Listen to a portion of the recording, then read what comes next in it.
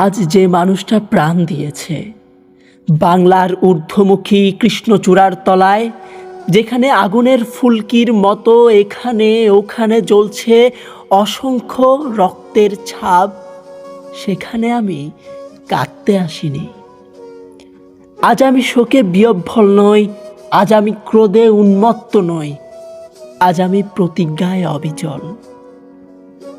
যে শিশু আর কোনোদিন তার পিতার কোলে ঝাঁপিয়ে পড়ার সুযোগ পাবে না, যে গৃহবধূ আর কোনোদিন তার স্বামীর প্রতীক্ষায় আঁচলে প্রদীপ ঢেকে দুয়ারে আর দাঁড়িয়ে থাকবে না, যে জননী খোকা এসেছে বলে উদ্দাম আনন্দে সন্তানকে আর বুকে জড়িয়ে ধরতে পারবে না, যে যুবক মাটির কোলে লুটিয়ে পড়ার আগে বারবার ইনসাফ কায়েম করতে চেয়েছিল, আজাদির কথা বলেছিল, সেই ওসমান হাদির হত্যাকারীর শাস্তির জন্য এখানে এই বিশ্ববিদ্যালয়ের উন্মুক্ত প্রাঙ্গণে আমি তাদের ফাঁসির দাবি নিয়ে এসেছি, যারা আমার ভাইকে নির্বিচারে গুলি করেছে।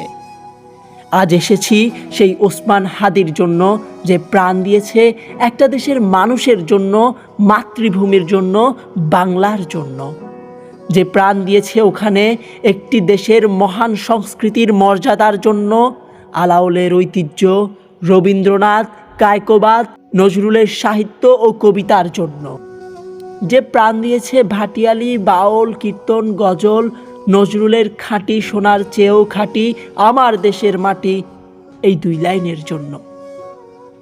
বাংলার বুকের এই মাটিতে কৃষ্ণচূড়ার অসংখ্য ঝরা পাপড়ির মতো একটি তাজা প্রাণ আর অঙ্কুরিত বীজের খোসার মধ্যে আমি দেখতে পাচ্ছি হাদির বুকের রক্ত, বিশ্ববিদ্যালয়ের সেরা কোনো ছেলের বুকের রক্ত।